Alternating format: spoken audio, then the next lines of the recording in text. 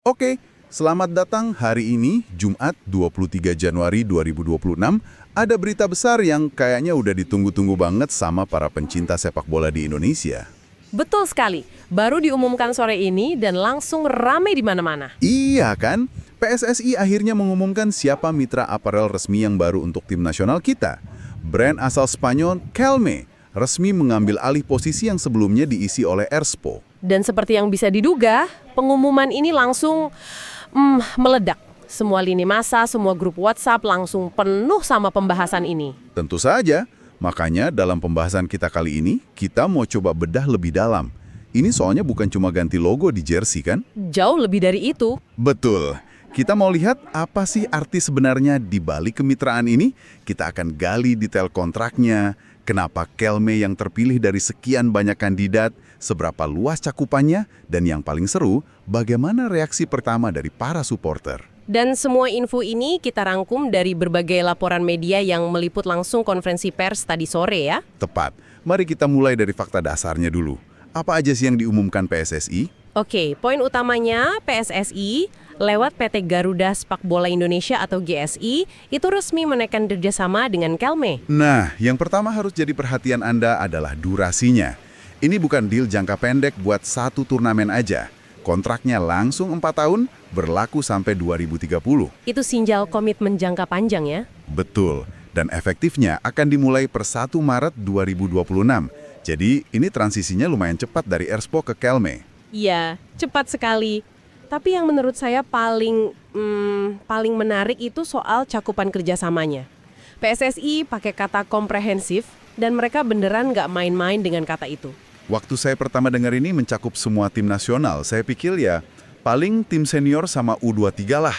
Tapi ternyata jauh lebih dalam dari itu kan? Jauh lebih dalam. Ini bukan cuma untuk timnas senior putra yang biasa kita tonton.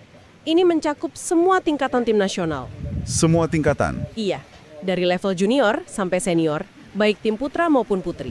Dan ada satu poin krusial yang jadi pembeda besar di sini. Ini pasti soal futsal ya? Tepat sekali.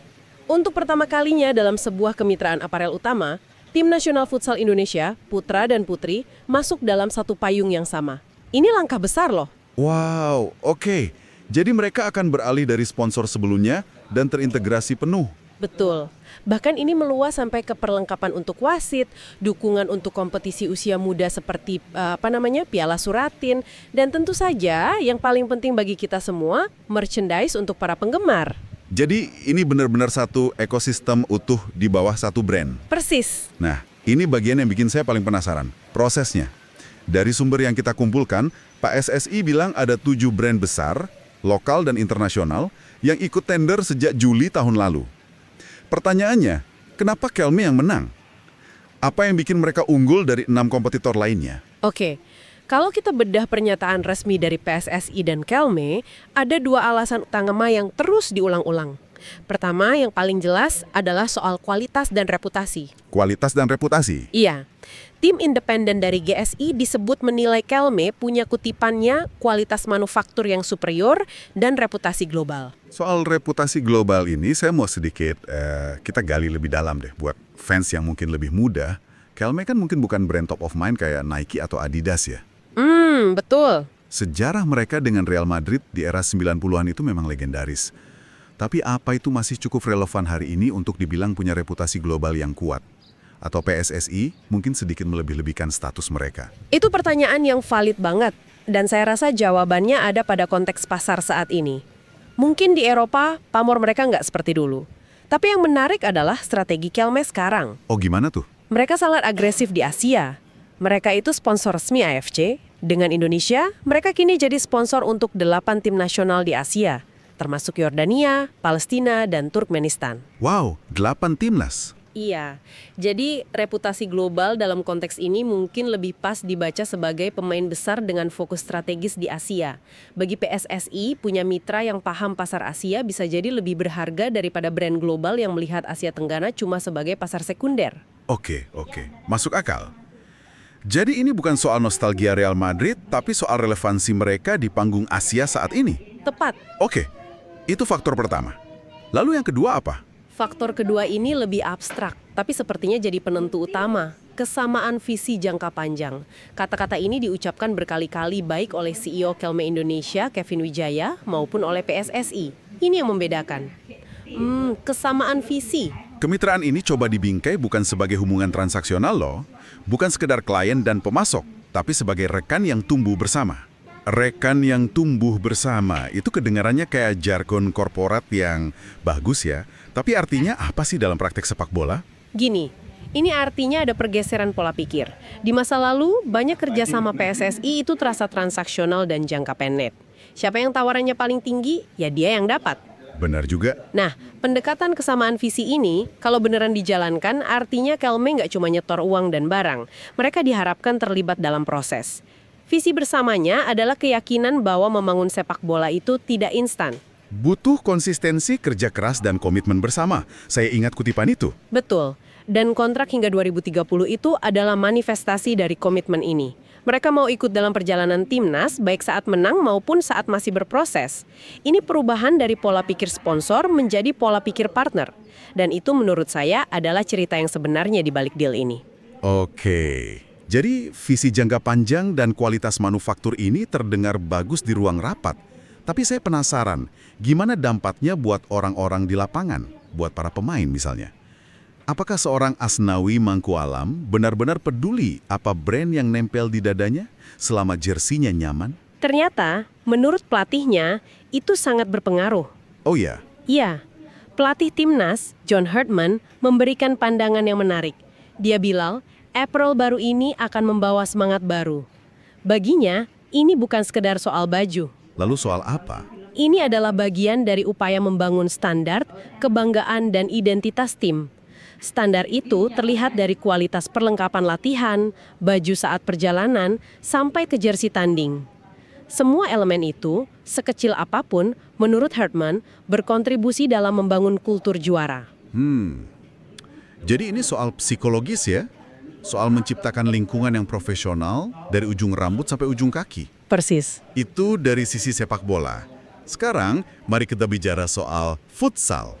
Ini terasa seperti langkah yang sangat besar bagi mereka kan? Karena sekarang mereka benar-benar terintegrasi dalam kemitraan utama PSSI. Selama ini futsal sering terasa seperti anak tiri kan? Tepat sekali.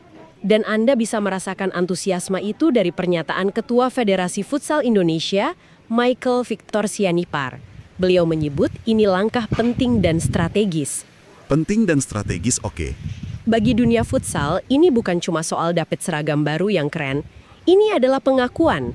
Ini cara untuk mengangkat citra futsal di tingkat akar rumput.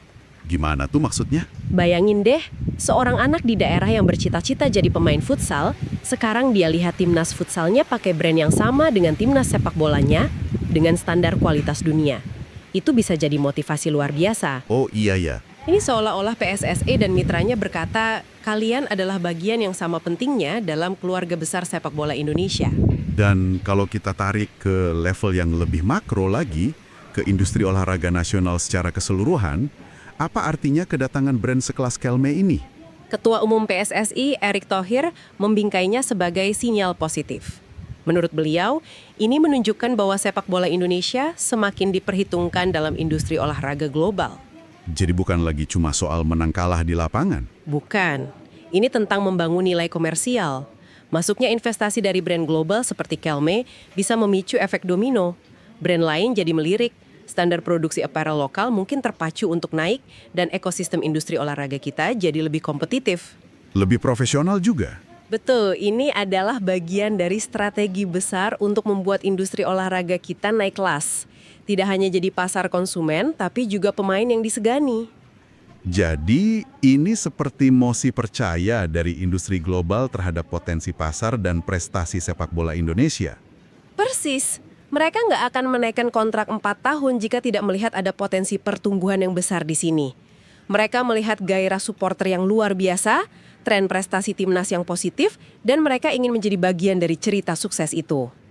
Bicara soal supporter, tentu saja mereka adalah pihak yang paling vokal dan paling cepat bereaksi. Begitu berita ini keluar, media sosial langsung banjir komentar. Dan reaksinya sangat beragam, yang justru menunjukkan betapa dalamnya hubungan emosional para penggemar dengan jersey timnas. Ini bukan sekedar pakaian, ini identitas. Benar, Kami kumpulkan beberapa komentar yang cukup mewakili ragam sentimen itu. Ada nuansa nostalgia yang kuat. Banyak yang langsung nulis, ingat Kelme, jadi keinget jersey PSM. Saya ingat sekali jersey PSM itu, ikonik pada masanya. Itu menunjukkan satu hal, Kelme bukan brand yang benar-benar asing. Mereka udah punya jejak memori ya. Betul, mereka sudah punya jejak memori di sebagian benak supporter lokal. Itu sebuah keuntungan yang tidak dimiliki brand baru. Mereka bisa menunggangi nostalgia itu. Lalu ada juga kubu yang sangat pragmatis dan langsung ke intinya. Komentar-komentar lugas seperti, yang bagus ya kualitasnya, atau tolong bahannya jangan abal-abal. Nah, permintaan soal kualitas ini kan tidak datang dari ruang hampa ya. Pasti ada hubungannya dengan pengalaman sebelumnya, di mana mungkin ada isu soal bahan, ketersediaan, atau durabilitas yang kurang memuaskan. Tentu, para supporter ini sudah belajar dari pengalaman. Mereka nggak mau lagi kebanggaan mereka terwakili oleh produk yang kualitasnya di bawah standar. Mereka menuntut produk yang sepadan dengan uang dan dukungan yang mereka berikan. Ini permintaan yang sangat wajar. Dan tentu saja, tidak lengkap tanpa permintaan soal desain. Para penggemar ini imajinasinya liar sekali. Haha, iya. Ada yang minta harus ada sentuhan motif batik, ada yang berkelakar, awas nanti jersinya jadi mirip Persib, karena Kelme juga sponsor Persib. Bahkan ada yang sangat spesifik, berharap desainnya bisa sekeren jersey klub Inggris Watford, yang juga disponsori Kelme. Ini menunjukkan betapa pedulinya mereka terhadap detail visual. Jersey itu kanvas, dan mereka ingin kanvas itu dilukis dengan indah, merepresentasikan budaya dan kebanggaan Indonesia, tapi tetap dengan sentuhan modern dan elegan. Tantangan kreatif yang luar biasa bagi desainer Kelme ya. Besar sekali. Di tengah semua itu, ada satu sentimen yang paling terasa, yaitu optimisme yang hati-hati. Banyak sekali komentar yang intinya sama. Semoga tidak mengecewakan ya jersinya. Ada harapan besar di sana, tapi juga dibalut sedikit rasa cemas. Dan rasa cemas itu bisa kita pahami. Ini memunculkan sebuah pertanyaan penting untuk Anda renungkan sebagai seorang supporter. Semua reaksi ini, nostalgia, tuntutan kualitas, imajinasi desain, dan kecemasan, membuktikan bahwa jersey ini lebih dari sekedar seragam. Lebih dari seragam? Ia adalah simbol identitas nasional, karya seni, dan pembawa kenangan bagi jutaan orang. Tekanan sekarang ada di pundak Kelme. Mereka nggak cuma dituntut menghadirkan produk yang teknisnya bagus, tapi juga desain yang bisa diterima, dipeluk, dan dibanggakan oleh basis supporter yang sangat besar dan sangat passionate ini. Salah langkah sedikit saja, kritikannya akan sangat deras. Oke, jadi kalau kita simpulkan, babak baru telah dimulai. Kelme resmi masuk menggantikan Erspo dalam sebuah kemitraan strategis jangka panjang sampai 2030. Dan cakupannya sangat luas. Menyatukan sepak bola dan futsal di semua tingkatan dalam satu payung.